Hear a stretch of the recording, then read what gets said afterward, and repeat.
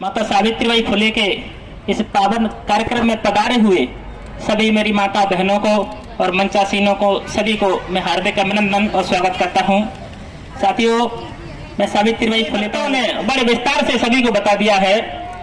साथियों, जब माता सावित्रीबाई फुले जी इस देश में शिक्षा की मुहिम चला रहे थे तब इस देश के मनवादियों ने, पाखंडियों ने माता सावित्रीबाई फुले और ज्योतिराव फुले साहब को समाज से बहिष्कृत करा दिया था।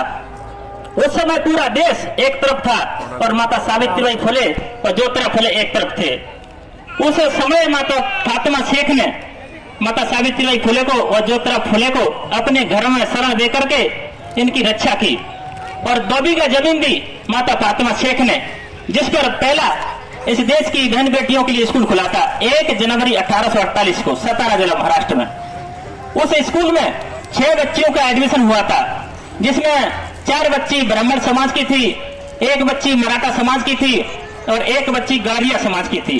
साथियों, इस देश के उन नालायक लोगों को पता चला कि फातिमा शेख के जरिए सावित्रीबाई फुले ने और ज्योतिराव फुले ने इस देश में स्कूल खोल दिया। तब उन्होंने एक दुष्प्रचार किया और कहा कि इस देश में महिलाओं को शिक्षा देना धर्म के विरुद्ध है। और उन्होंने बड़े बड़े मूवमेंट चला करके लोगों को बताया कि जो लोग अपनी बच्चियों को पढ़ाएंगे तो उनकी 7 पीढ़ियां नरक में चली जाएंगी। ये एक असत्य मिथ्या थी, लेकिन उन लोगों ने इस मिथ्या को ही सच बता दिया लोगों को कि तुम लोग अपनी बच्चियों को पढ़ाएंगे तो तुम्हारा परिवार नरक में डूब जाएगा। साथियों, इस प्रकार बच्चियां स्कूल आना नहीं चाह रही थी, बोलती थी कि हमें अपना परिवार नरक में नहीं पहुंचाना है। लेकिन माता सावित्रीबाई फुले जानती थी कि शिक्षा वो शक्ति है जिससे इस देश में परिवर्तन होगा। माता सावित्रीबाई फुले और ज्योतिराव फुले संकल्पित होकर के शिक्षा के लिए कमर कसे हुए थे।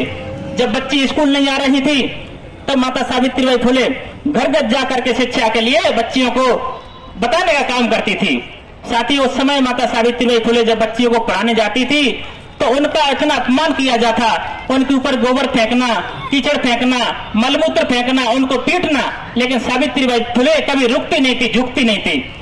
माता सावित्रीबाई फुले ने अपने जीवन में जो संघर्ष शिक्षा के लिए किया है, ऐसा विश्व के स्तर पर कभी किसी महिला ने नहीं किया है। ये हम बताते हैं कि माता सावित्रीबाई फुले भारत की प्रथम महिला शिक्षिका है, लेकिन माता सावित्रीबाई फुले विश्व की प्रथम महिला शिक्षिका है। जी, आप गूगल करके देख लीजिए, आपको पता चलेगा। साथियों, माता सावित्रीबाई फुले जब इस मूवमेंट में पिटती हुई आती तो ज्योतिराव फुले को पता चलता था कि आज सावित्रीबाई फुले की पिटाई हुई है, लेकिन सावित्रीबाई को वो पूछते नहीं थे। वो जानते थे कि मैं इसको पूछूंगा तो इसको पीड़ा होगी, लेकिन माता सावित्रीबाई को वो इस तरीके से कभी कमजोर नहीं होने देते। वो कहते हैं सावित्रीबाई, तुम्हारी पिटाई हो रही है आज, लेकिन तुमने इस देश में शिक्षा की पहल कर दी तो आने वाली मेरी बहन बेटियों की कभी पिटाई नहीं होगी, वो मान सम्मान से अपना जीवन जिएगी। इसके लिए तुम्हें काम करना है। तो सावित्रीबाई फुले और हौसले, दोगुने हौसले के साथ उन नालायकों के साथ खड़ी हो जाती और शिक्षा के लिए लड़ती रहती। साथियों, जब ज्योतिराव फुले साहब ने इस देश में पहला महिलाओं के बाद दूसरा स्कूल खोला उन्होंने 1852 में, तब जाकर के इस देश में पुरुष शिक्षा की शुरुआत हुई और प्रौढ़ शिक्षा की भी ज्योतिराव फुले साहब ने शुरुआत की थी। और इसमें सबसे बड़ी उपलब्धि थी शिक्षा की जो माता सावित्रीबाई को मिली और ज्योतिराव फुले साहब को मिली थी, वो ब्रिटिश गवर्नमेंट के द्वारा चार्टर एक्ट 1833 इस देश में लागू किया। तब जाके माता सावित्रीबाई फुले को और ज्योतिराव फुले को शिक्षा मिली थी। उन्होंने शिक्षा पाकर के, उच्च शिक्षा पाकर के इस देश के अंदर ऐसी खूबसूरत पहल करी कि आज सभी देश के लोगों को उच्च शिक्षा और उच्च ज्ञान की प्राप्ति हुई है। साथियों, इसमें चलते चलते ज्योतिराव फुले ने और माता सावित्रीबाई फुले ने 1873 में सत्यशोधक समाज की स्थापना करी थी। उस सत्यशोधक समाज के माध्यम से इस देश में और उनको बल मिला ज्योतिराव फुले और सावित्रीबाई फुले को, और काम शिक्षा आगे बढ़ते गया था। और इन लोगों ने जब इनसे दुश्मनी इतनी कर ली थी, इनसे बदला लेने के लिए नालायकों ने माता सावित्रीबाई फुले का और ज्योतिराव फुले की हत्या करने के लिए एक धोंडीराम पहलवान को रिश्वत दे दी, पैसे का लालच दिया कि तुम लोग इनकी हत्या कर दो, ये दोनों धर्म के विरुद्ध काम कर रहे हैं। साथियों, जब धोंडीराम पहलवान अपने साथी के साथ जाता है और गेट खोलता है, ज्योतिराव फुले को नींद से जागे ज्योतिराव फुले ने कहा कि भैया कौन हो, आप लोग क्या लेने आए हो इतनी रात? अगर आप लोग चोरी करने आए हो तो मेरे घर में एक पानी का मटका और एक लोटा है, इसके अलावा कुछ नहीं है।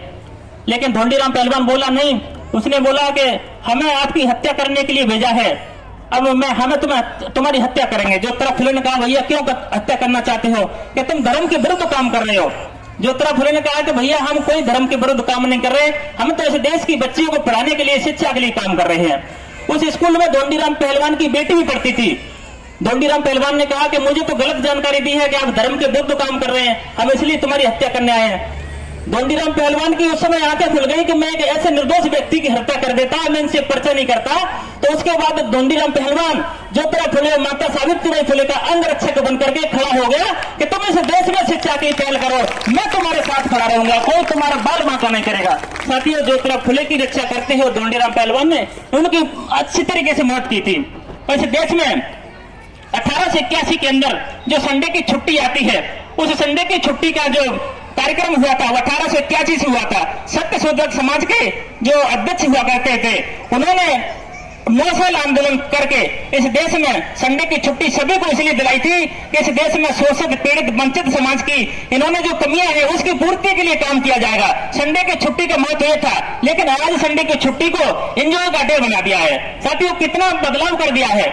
जिस देश में संडे की छुट्टी समाज और देश के विकास के लिए काम की छुट्टी थी, उसे एंजॉय के डे में परिवर्तन कर दिया है। साथियों, माता सावित्रीबाई फुले जब इस देश में बहुत अच्छी तरीके से विख्यात हो गई थी, तो इस देश में उनको 11 मई 1888 को बड़े ही समूह के साथ उनका सम्मान करने के लिए सयाजीराव गायकवाड़ ने ज्योतिराव फुले और माता सावित्रीबाई फुले को महात्मा की उपाधि से बड़े मंच पर नवाजा था। इस सबसे बड़ी उपलब्धि उस समय माता सावित्रीबाई फुले को प्राप्त हुई थी जब इस देश में महिला को कोई सम्मान देने की बात नहीं करता था। इस समय वो दौर था जब माता सावित्रीबाई फुले ने इस देश में सूर्य इस तरीके से स्थापित किया शिक्षा का कि पूरे देश को रोशन कर दिया। साथियों, माता सावित्रीबाई फुले के द्वारा इस देश में पहला हॉस्पिटल 1897 के अंदर जब खोला, जब इस देश में प्लेग का रोग चल रहा था, उन्होंने अपने दत्तक पुत्र यशवंत बेटे को बुलाया और कहा कि बेटा इस देश में रोग फैल गया है, तुम आ जाओ। उसके बाद 1897 में माता सावित्रीबाई फुले ने पहला हॉस्पिटल खोला था और प्लेग के जो रोग में उन सभी को लाभ दिया था। मैं इसी के साथ अपनी वाणी को विराम देता हूं। जय भीम, जय संविधान।